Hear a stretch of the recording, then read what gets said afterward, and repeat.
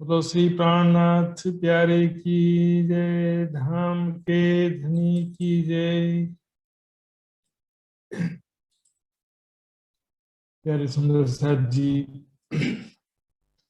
Corona के महामारी और बढ़ता हुआ यहाँ पर संसार में हाहाकार मच गया एक प्रकार से।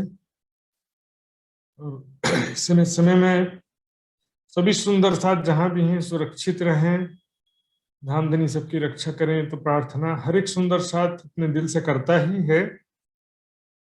लेकिन कोरोना से संक्रमित तो बहुत से सुंदर साथ हो रहे हैं, लेकिन ऐसा एकाध अप्रिय घटना भी हो जाता हमारे बीच में, जैसा कि अभी बताया दिलीप जी महात्मा जी ने। तो ऐसे सुंदर साथ पूरे संसार में कहीं से भी कोई भी सुंदर साथ के साथ ऐसी कोई घटना होती है तो सभी सुंदर साथ को दुख होता ही है। और कोई सुंदर साथ बीमार है ऐसा जान करके भी दुख होता है। तो धाम धनी पल पल यही प्रार्थना है, सभी सुंदर साथ की हिफाजत करें, रक्षा करेंगे। क्योंकि वैसे तो दुख का खेल है और बहुत सारा दुख आना है। जगत का अंतिम समय जैसे जैसे आएगा, जगत का अंतिम समय बेला मानी ढेर सुखाओं से संसार में। लेकिन बाइबल में लिखा है कि चुने वो के कारण दुख कम कर दिया गया। दुनिया के दुख भी चुने हुए ब्रह्म सृष्टियों के कारण से कम कर दिया गया।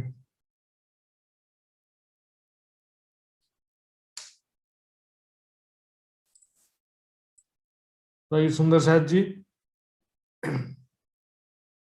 जितना समय जीवन में मिला है संसार में संयमित जीवन जीने का प्रयास करें। ऐसी चीजों से परहेज करें जिससे संसारिक रूप से भी दुख हो, आत्मिक रूप से भी दुख हो।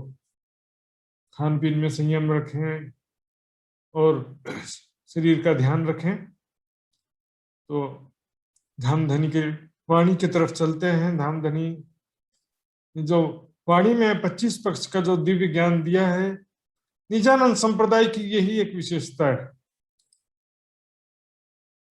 चर्चनी परम धाम का चितवनी का जो ज्ञान है उसकी तरफ आगे चलते हैं। सुंदर साथ जी, हमने पिछले 3 सप्ताह से हम माणिक पहाड़ देख रहे हैं। थोड़ा आज रिपीटेशन ही है क्योंकि पिछले संडे को भी बहुत से सुंदर साथ नहीं थे। देखेंगे ये माणिक पहाड़ हम देख रहे हैं। ये वाला हिस्सा है, 12,000 भौम ऊंचा है माणिक पहाड़, और हांस भी 12,000 है।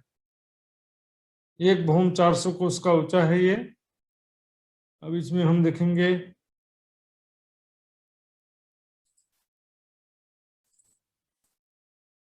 सबसे पहले भौम और ऊंचे चबूतरे पर जो माणिक पहाड़ है,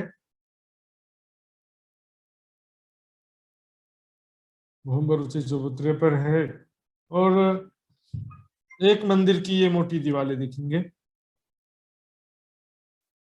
एक मंदिर की ये मोटी दीवार। इसी दीवार पर सारे दरवाजे और वो सब बने हुए हैं। ये देखिए कि ये एक मंदिर की मोटी दीवार है।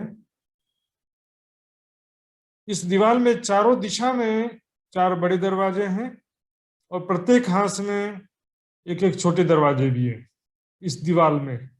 और 12,000 हांस की संधि में 12,000 गोल गुर्ज हैं, वो भी इसी दीवार पर है। इस प्रकार से 12,000 हांस में 12,000 दरवाजे हैं। चारों दिशा के हांस में बड़े दरवाजे, 100 मंदिर, 100 कोस का दरवाजा है, 100 कोस का चबूतरा है। छोटे दरवाजे 33 कोस के दरवाजे, 33 कोस के लंबे चौड़े चबूतरे। और ये गुर्ज जो है ये 100 कोस का है। इस प्रकार एक हांस 400 कोस का है और एक भौम की ऊंचाई भी 400 कोस की। कोस जहां गिनेंगे तो 400 कोस होता है, एक हांस कहो चाहे एक भौम को। ऊंचाई 12,000 भौम है, हांस भी 12,000 भौम है। और यहाँ पर ये जो गोल और चौरस हवेलियां हैं, इसे 12,000 हवेलियों की 12,000 हारें लिखी।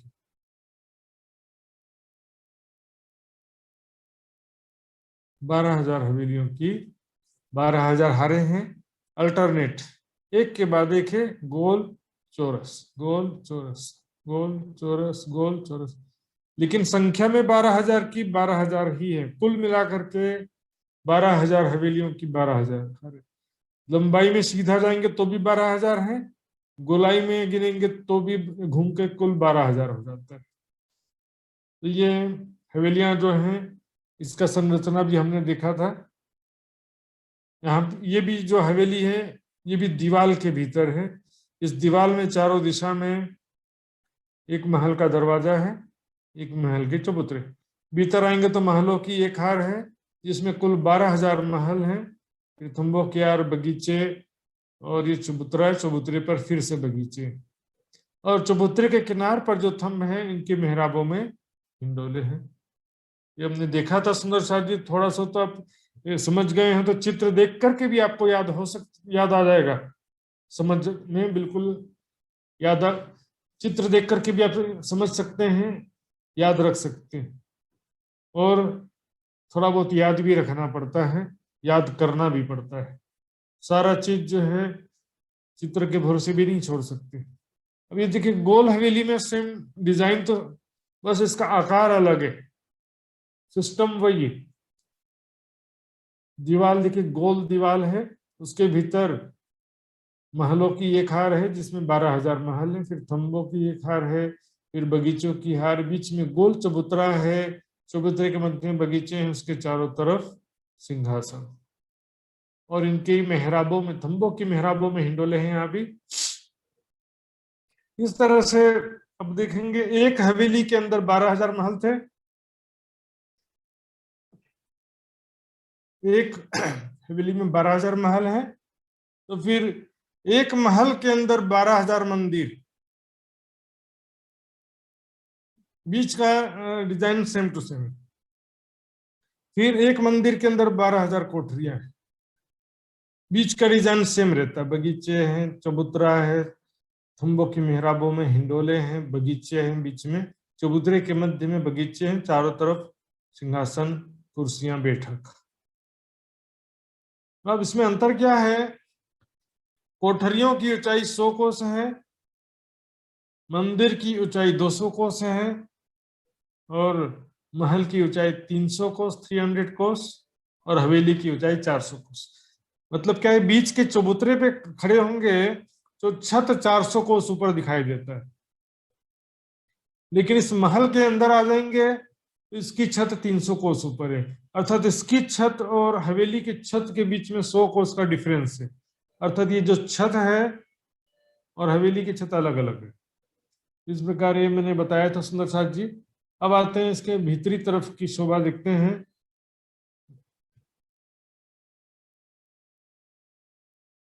ये देखिए, जहां पर 12,000 हवेलियों की 12,000 हारें समाप्त होती हैं, वहां पर फिर बगीचों की एक हार आती है, जिसमें 12,000 बगीचे हैं।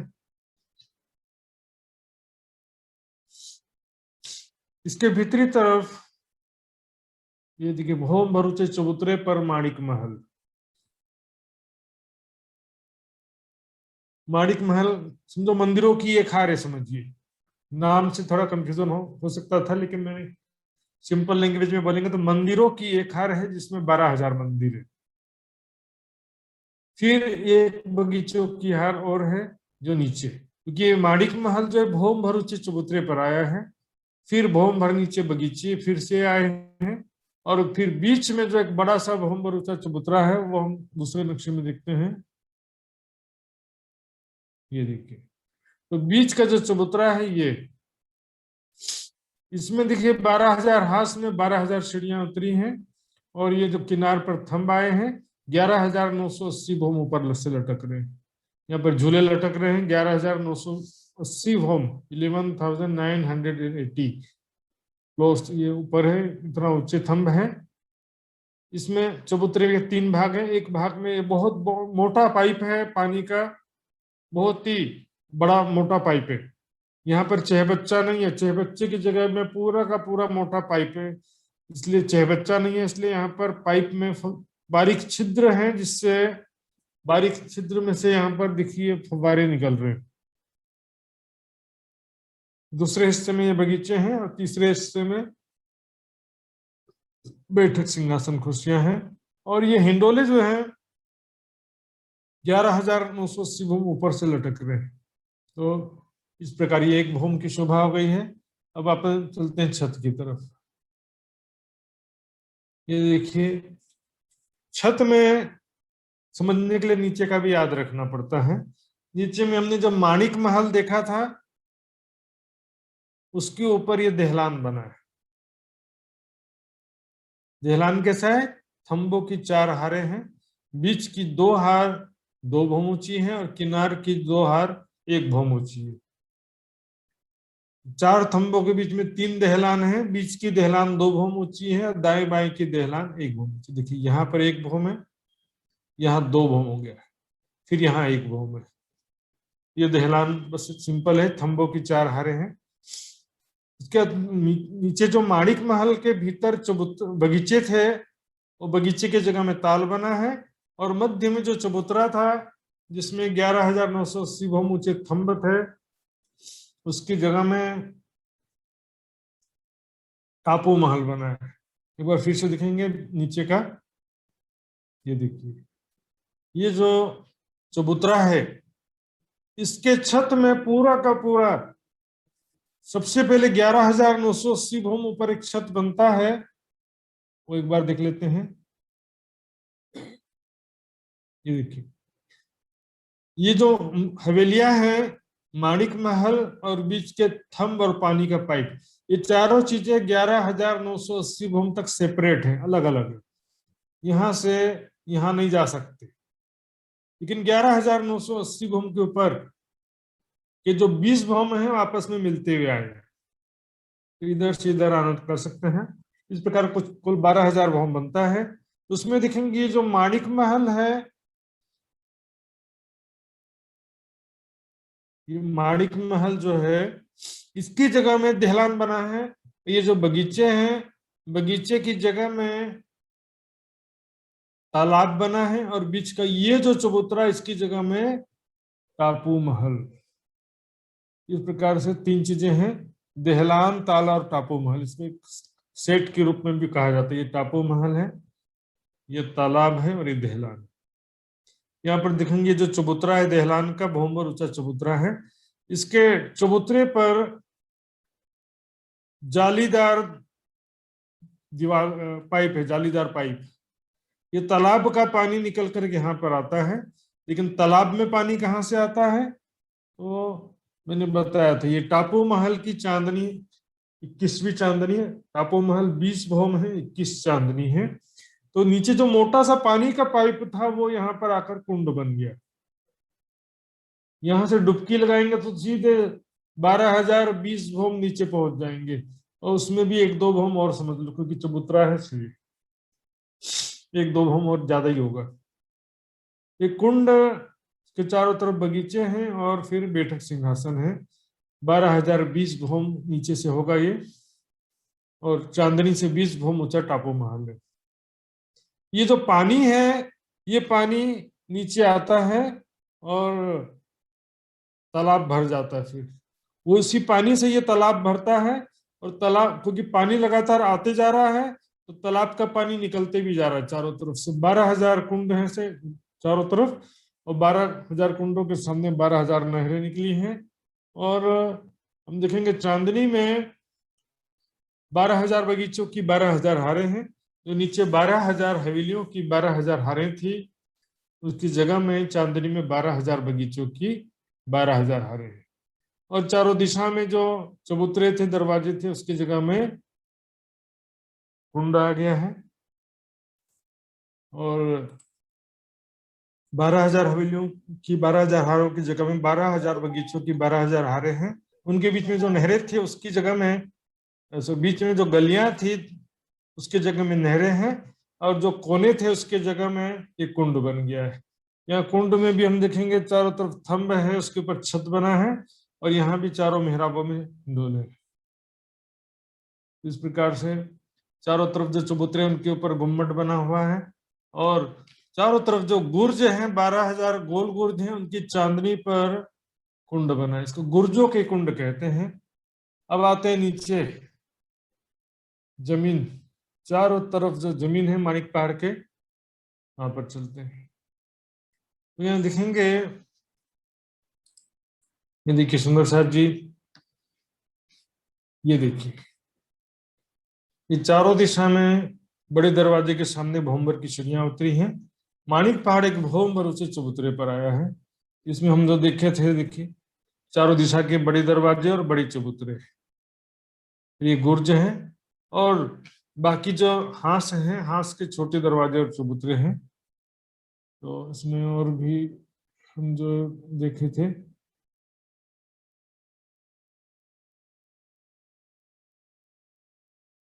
ये देखिए, ये जो जमीन का पहले समझेंगे, नीचे नीचे जो ये कुंड आए हैं, भौमभर चबूतरे से लगते हुए चारों तरफ 12,000 कुंड आए हुए।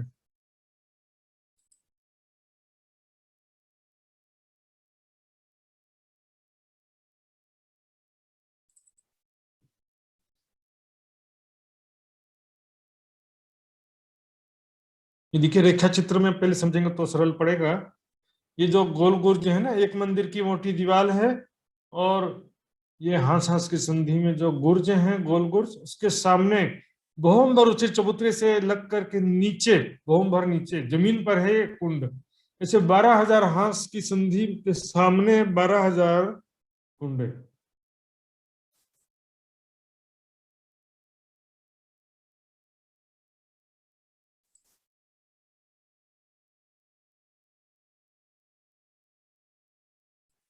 इनके सामने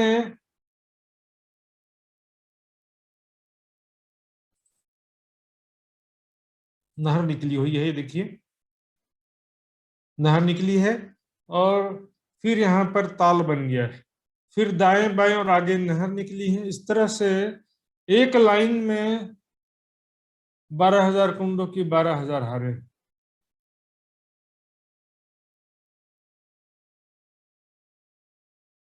और 12,000 बगीचों की 12,000 हारे। देखिए नीचे का भी देखेंगे, ऊपर का नहीं देखना है।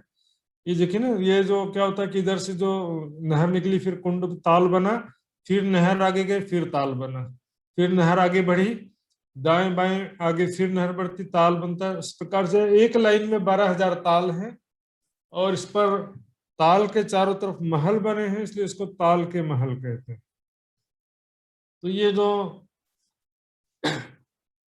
आड़ी खड़ी नहरों के बीच में जो बगीचे हैं, ये ब्लैक एंड व्हाइट नक्शा में आपको ज्यादा अच्छे से समझ में आएगा सुंदर सा जी। तो ब्लैक एंड व्हाइट नक्शा में दिखाता हूँ आपको, ये देखिए, ये जो कुंड आए, देखिए जमीन पर कुंड आए हैं, जैसे 12,000 हांस की संधि में 12,000 कुंड आए हैं।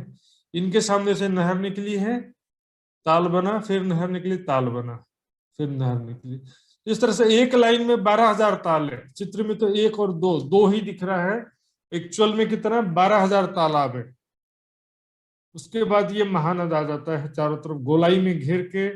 सारा पानी जो नहरों से आता है वो इस महानदी में, बहुत बड़ी नदी है, इसमें पानी सारा आ जाता है। यहाँ पर देखेंगे, क्योंकि नहरें, खड़ी नहरें भी 12,000 हैं, और गोलाई में नहरें भी 12,000 है। जैसे इधर गोलाई में जो नहर दिख रही है, ये भी 12,000 है। तो इस प्रकार बगीचों की जो संख्या है, वो भी 12,000 बगीचों की 12,000 हार है। अब यहाँ पर देखते हैं, ये जो तालाब है, ये तालाब, इसके चारों तरफ लिखेंगे, ये देखिए महल बने हुए हैं। ये जो तालाब है, इसके चारों तरफ महल बने हैं।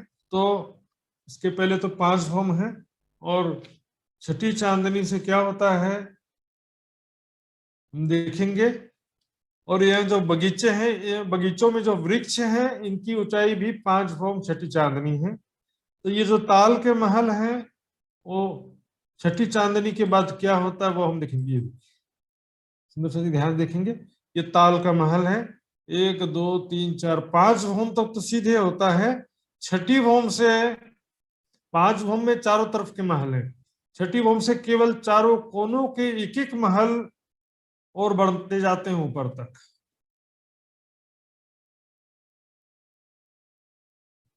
इससे क्या होता है देखिए, यहाँ पर जो माणिक पहाड़ है उससे लगते हुए जो पहले ताल के महल हैं उनकी ऊंचाई होती है यहाँ तक के 12,000, नीचे से यहाँ तक 12,000 है।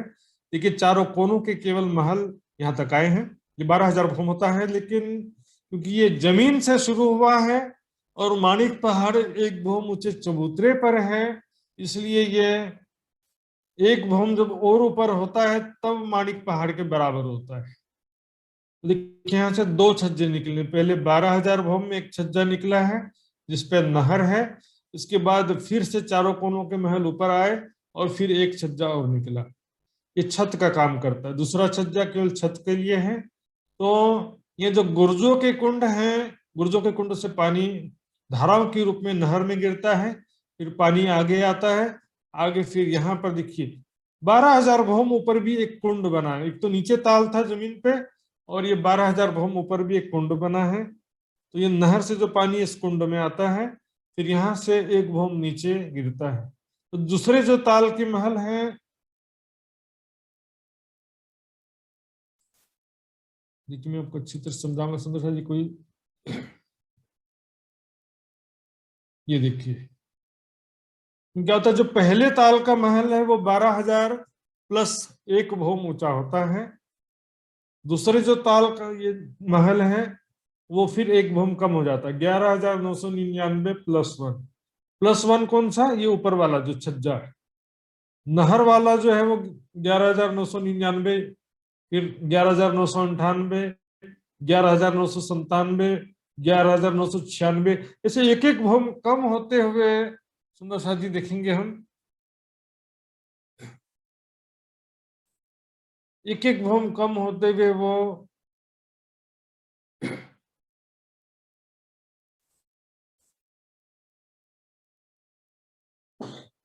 ये देखिए यहाँ से जो 12,000 तालाब है ना, पहले ताल का महल 11,000, 12,000 प्लस वन, दूसरा 11,999 प्लस वन, ऐसे करते हुए जो महानद से लगता हुआ, ये महानदी है, इससे लगता हुआ जो अंतिम जो ताल का महल है वो 1+1 होता है, एक भौम प्लस एक भौम। एक भौम जो मैंने बताया था छत वाला छज्जा, फिर दूसरा होगा 2+1, तीसरा 3+1, 4+1, ऐसे बढ़ते हुए रहता है। यहाँ से 12,000 एक एक भौम नीचे ताल के महल कम होते जाते हैं एक एक भौम, और नहरें भी जो है एक एक भौम गिरते हुए आगे बढ़ रही है। देखिए कितना सुंदर दृश्य, चारों तरफ 12,000 नहरें, 12,000 झरने एक एक भौम नीचे गिरते गिरते आते हैं। जैसे पहाड़ से झरना गिरता है उस तरह से धीरे धीरे गिरते हुए नीचे आ रहा है। और यहाँ पर देखेंगे जो ये वृक्ष हैं बीच में, तो ये जो पहली हार में 1+1 भौम है ताल के महल, तो यहाँ पर वृक्ष भी एक भौम ऊंचा रहेगा। जहां पर 2+1 है तो वहां पर 2 भौम ऊंचे वृक्ष रहेंगे, 3+1 है तो 3 भौम ऊंचे, फिर 5 भौम के पश्चात सारे वृक्ष 5 भौम ऊंचे हो जाएंगे। यहाँ पे देखेंगे जो मेहराबे हैं इनमें हिंडोले लगे हुए, ये देखिए ध्यान से, ये जो छठी चांदनी से चारों कोनों के महल जो ऊपर गए हैं, ऊपर तो कुंड बन गया है ऊपर, लेकिन नीचे की तरफ यहाँ पर हिंडोले लटक रहे हैं। देखिए महाबिलंद हिंडोले, चित्र में थोड़ा कम दिखाई दे रहा है तो मैं दूसरा चित्र आपको दिखाता हूँ, ये देखिए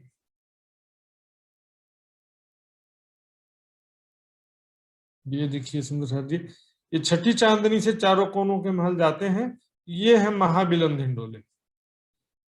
देखिए यहाँ पर भी महाबिलंद हिंडोले हैं। ये महाबिलंद हिंडोले जो है कहाँ पर लटक रहे हैं देखिए, कुंड के नीचे से लटक रहे हैं। यहाँ पर देखेंगे जो नहर का एक छज्जा सीधे जाता है, फिर दाएं बाएं तरफ भी नहर के छज्जे निकलते हैं। ये ऊपर वाला छज्जा भी माणिक पहाड़ की तरफ गया है, तो दाएं बाएं भी ये भी निकलता है। ये भी देखिए सुंदर साथ जी, इस तरह से पानी एक एक भौम नीचे गिरते हुए, देखिए एक एक भौम नीचे गिरते हुए, यहाँ से यहाँ है, फिर एक भौम, फिर एक भौम, फिर एक भौम, नीचे से गिरते गिरते सुंदर साथ जी लास्ट में सारा पानी ये महानद में एक भौम, यहाँ पर अंतिम जो नहर है वहां पर सारा पानी गिर के नहर के द्वारा नीचे नीचे महानद में आ जाता सारा पानी। ये महानद में दोनों किनार पर दहलान बने हुए हैं।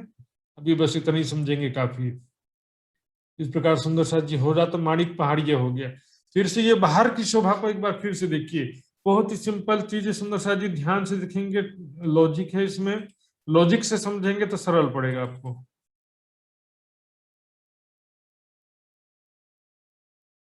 ये देखिए चारों तरफ, ये देखिए छत चांदनी में, छत में किनार पर 12,000 गुर्जों के ऊपर 12,000 गुर्जों के कुंड बने थे। 12,000 गुर्जों के कुंड, तो समझ में आ गया होगा समझो। फिर से चलिए एक बार देख लेते हैं। गुर्जों के कुंड में बताया था, ये देखिए ये जो गुर्ज है ना, ये चांदनी पे ये गुर्जों के कुंड बन गए। जैसे 12,000 गुर्जों के कुंड, जिनमें से 12,000 झरने इन नहर पे गिरते हैं आगे। और ये जो पहले ताल का महल है, ये नहर जो है माणिक पहाड़ से एक भौम नीचे है, और ये ऊपर छत वाला जो छज्जा है वो माणिक पहाड़ के बराबर है। ये नहर गुर्जों के कुंड से पानी एक भौम नीचे इस नहर में आता है, फिर आगे एक भौम नीचे और जाता है, इस तरह से देखेंगे। यहाँ से गुर्जों के कुंड से इस नहर में गिरा, फिर आ गया, फिर एक भौम नीचे गिरा, फिर आ गया है। इस तरह से गिरते गिरते एक भौम नीचे गिरते गिरते गिरते गिरते पूरा अंत में महानद में आ जाता है पानी। और नीचे भी नहरों से तो पानी आ ही रहा है। 12,000 बगीचों की 12,000 हारे हैं। इन बगीचों पे जो वृक्ष हैं उनकी अधिकतम ऊंचाई 5 भौम है। तो किनार के जो पहले जो बगीचे हैं इनकी ऊंचाई 1 भौम रहेगी, 2 भौम, 3 भौम, 4 भौम, 5 भौम। उसके बाद के सारे वृक्षों की ऊंचाई 5 भौम रहेगी। तो यहाँ पर सुंदर साथ जी अब देखिए कैसे लीला विहार करते हैं धाम धनी के साथ में। हम सभी सखियां मिल करके चांदनी पर अंदर माणिक पहाड़ के भीतर जो 12,000 हवेलियों की 12,000 हारे हैं, एक हवेली में 12,000 महल, एक महल में 12,000 मंदिर, वो सारी शोभा सुंदर साथ जी। बस एक लॉजिक है सुंदर साथ जी, इसको रटना भी नहीं पड़ता है, आप समझ करके आसानी से आप अब दिल में बसा सकते हैं। और जो थोड़ा बहुत भूल भी गए तो चित्र देख के आपको चित्र समझ में आएगा। देखिए एक हवेली के भीतर 12,000 महल है। यहाँ पर बगीचों में सखियां यहाँ पर दौड़ रही है, चारों तरफ खेल रही है। देखिए मैं भी खेल रही हूँ राज जी श्यामा जी के साथ में। स्वयं को किशोर सखी स्वरूप में देखते हुए यहाँ पर लीला विहार कीजिए। यहाँ पर चबूतरे के किनार पर जो मेहराब में, थम्बों की मेहराब में हिंडोलियां, वहां पर झूला झूल रही हूँ मैं राज जी के साथ, या सखियां सब मिल करके झूला झूलती हैं। एक साथ सारे हिंडोले आगे पीछे होते हैं सुंदर साथ जी, एक साथ सारे हिंडोले आगे पीछे हो रहे हैं। इस तरह से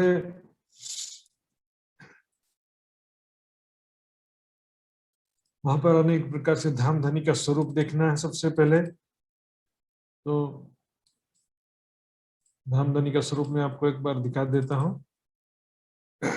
इसको जो है स्वरूप श्रृंगार को ही ध्यान से देखना है, चेहरे को ध्यान से नहीं देखना सुंदर साथ जी। केसरिया रंग की इजार, सफेद रंग का जामा, आसमानी रंग की पिछोरी, चंद्रिया रंग की पाग है, और नीलो न पीलो बीच का रंग का पटुका। वस्त्रों का श्रृंगार तो सबको याद होना ही चाहिए। आभूषण भी जो भी सुंदर साथ हैं, बड़े सुंदर साथ हैं, उनको तो कम से कम याद रहना चाहिए। चरणों में झांझरी घुंघरी कामभी कड़ला, गले में जगमगाते हुए 5 हार हैं। दूसरे श्रृंगार में 6 हार है, तो वो भी आप मान सकते हो। बाजुओं में बाजूबंद, और हाथों में कलाई में पहुंची और कड़ा, 2 आभूषण हैं। हस्त कमल मुंदरी, और नासिका में बेसर कंचन रंग का तिलक है, काली भौं है, सुंदर गोरा मुखारविंद, किशोर अवस्था का एक राजकुमार जैसा स्वरूप है, दुगदुगी, और ये कलगी, सुंदरिया रंग की पाग है। इस तरह से श्यामा जी का श्रृंगार देखेंगे। चरणों में अनवट बिछिया है, सबसे पहले अंगूठे में अनवट, उंगलियों में बिछिया, झांझरी घुंघरी काम भी कर रहा है। हरे रंग की चरनिया, नीली लाही को चरनिया, हरे रंग में थोड़ा सा लाल लाल रंग का भी चित्र है, और सिंदूरिया रंग की साड़ी है, कमर में कमर पट्टी का श्याम रंग जड़ाव की कंचू की है, गले में जगमगाते हुए 7 हार हैं, चीड़ का हार, चंपकली, चीड़ का हार इसको बोलते हैं, चंपकली का हार, और 5 हार हो रहे हैं। बाजूबंद है, हाथों में पहुंची नवगढ़ी नवचूड़ कंगन, सुंदर हस्त कमल मुंदरी, 16 साल की राजकुमारी के जैसा सुंदर स्वरूप है। नासिका में बेशर या मुरली का आभूषण कहते हैं, पानड़ी कानों में, माथे में बिंदी है, मांग के नीचे पानड़ी, सिर पर राखड़ी, राखड़ी में माणिक का नंग जड़ा हुआ है, साड़ी का आधा घूंघट लिए हुए सुंदर स्वरूप श्यामा जी का। तो ये स्वरूप को देखने के पश्चात अब जो है वहां पर किस तरह से लीला करते हैं, लीला विहार करते हैं, उसको हमको समझना। देखिए ये बड़े हिंडोले, यहाँ पर जो राज्य सामाजिक सखियां एक साथ बैठ जाती हैं, 12,000 सखियां सब मिलकर के, इतने बड़े हिंडोले। इससे पहले हमने देखा था बड़े चबूतरे देखा था जिसमें एक साथ सखियां बैठ जाती हैं, तख्तरवा भी हमने सुना था जिसमें एक साथ सब बैठ जाते हैं। इस तरह से सब प्रकार का आनंद है, अलग अलग बैठ के झूला झूलना, एक साथ बैठ के झूला झूलना। यहाँ पर भी वनों में जब नृत्य करते हैं प्यारे प्यारे पशु पक्षी यहाँ पर भी हैं, हाथियों और शेर चीते सब प्रकार के सुंदर करतब दिखाते हैं, सवारी का भी आनंद लेते हैं, कभी शेर की सवारी करते हैं, कभी घोड़ों की सवारी करते हैं, कभी अलग अलग प्रकार के। जैसे हमको देखिए, मैं राज जी के साथ में पंख वाले घोड़े पर बैठ करके आकाश में उड़ रही हूँ, ऐसे सभी घोड़ों, बहुत सारे घोड़ों पर सभी सखियां बैठी हैं और राज जी के साथ में इस तरह से दौड़ पकड़न पकड़ाई खेलना यहाँ पर भी होता है, रीति यहाँ पर भी है। तो सब अनेक प्रकार से सुंदर शादी खेल तमाशा यहाँ पर भी होता है, झीलना भी होता है। तो ये देखिए, देखिए कभी शेर की सवारी कर रही हैं हम सभी सखियां, 12,000 शेरों के ऊपर 12,000 सखियां बैठ गई हैं और रेसिंग लगाते हैं फिर, और शुरू करते हैं, पूरा परम धाम घुमा करके ले आते हैं एक ही पल में। ऐसे ताकतवर शक्तिशाली शेर है, प्रेम के स्वरूप है, शक्तिशाली तो है लेकिन प्रेम के स्वरूप है, सखियों के लाडले, सखियों के मन के स्वरूप हैं, और आशिक हैं रामधनी के, सखियों को रिझाने का उनका लक्ष्य ही रहता, प्यार करना, रिझाना। कभी बाघ की सवारी देखिए, कभी हाथियों की सवारी राज्य के साथ में, कभी सखियों के साथ में, इस तरह सवारी का भी आनंद लेते हैं और झूला झूलने का आनंद लेते हैं। तो जो भी परम माणिक पहाड़ का हमने जो भी दृश्य देखा है, यहाँ पर देखिए, यहाँ पर जो देखिए गोल गोल चक्री जैसा बना हुआ है ना, यहाँ से छज्जे सिर्फ माणिक पहाड़ की तरफ सिर्फ छज्जे नहीं निकलते, गुलाई में भी छज्जे निकले। यहाँ से हम गोल गोल घूमते हुए पूरा माणिक पहाड़ का परिक्रमा लगा सकते हैं। तो सखियां पूरे देखो, ये पूरे चक्री में फैली हुई है सखियां, कोई यहाँ दौड़ रही हैं, कोई यहाँ दौड़ रही हैं, तो मैं भी यहाँ पर दौड़ रही हूँ राज्य के साथ में या सखियों के साथ में, यहाँ ऊपर में दौड़ते हुए खेल रहे हैं। या माणिक पहाड़ के इधर चांदनी में ये जो देहलान और ताल और टापू महल है, यहाँ पर और माणिक पहाड़ के चांदनी में जो 12,000 बगीचों की 12,000 हारें हैं, यहाँ पर घास के बगीचे, फूलों के बगीचे, फलों के बगीचे, सब प्रकार के बगीचे हैं। वहां पर खेलते हैं सखियां, चारों तरफ धाम धनी के साथ में विचरण करते हैं, धाम धनी के साथ में झूला झूलती हूँ मैं। स्वयं को अनेक प्रकार से लीलाओं में दिखना है कि मैं धाम धनी के साथ में झूला झूल रही हूँ, धाम धनी के साथ में खेल रही हूँ। यहाँ पर देखिए, यहाँ से ये जो नहर है ना, नहर के दाएं बाएं रोस भी है, रास्ता है, दोनों तरफ चल सकते हैं। इस तरह से दाएं बाएं जो नहर निकली उसके भी दाएं बाएं रोस, किनार पर कठेरा है, घबराने की बात नहीं। यह नक्शे का भी, चित्र का भी लिमिटेशन होता है, बहुत सारी चीजों को हमको चितवनी में अपने हृदय पटल पर खड़ा करना पड़ता है। तो ये दिखेंगे इस तरह से, ये माणिक पहाड़ की बहुत ही अद्भुत शोभा है। सुंदर साथ जी धामधनी के साथ पल पल यहाँ पर लीला विहार कीजिए और धामधनी को याद कीजिए। सुंदर सा जीवन का राज्य ना करे, लेकिन खेल का भी कभी न कभी अंतिम समय तो आना ही है, और जीवन का भी अंतिम समय कभी आ सकता है। आज या कल कभी भी राज्य जी का बुलावा आ जाए तो सुंदर साथ जी बिल्कुल ऐसी तैयार रहना चाहिए। बिल्कुल ऐसा ना हो कि राज्य ने अभी तो माया का खेल देखना बाकी रह गया, ऐसा नहीं, रेडी रहना पड़ेगा। जीवन का अंतिम समय कभी कभी किसी का भी आ सकता है। तो आइए सुंदर साथ जी, बस मैं इतना ही अपना वक्तव्य समाप्त करता हूँ। और अब प्रश्नोत्तरी के लिए मैं शुरू करूंगा प्रश्नोत्तरी का दौर। बोलो श्री प्राणनाथ प्यारे की जय।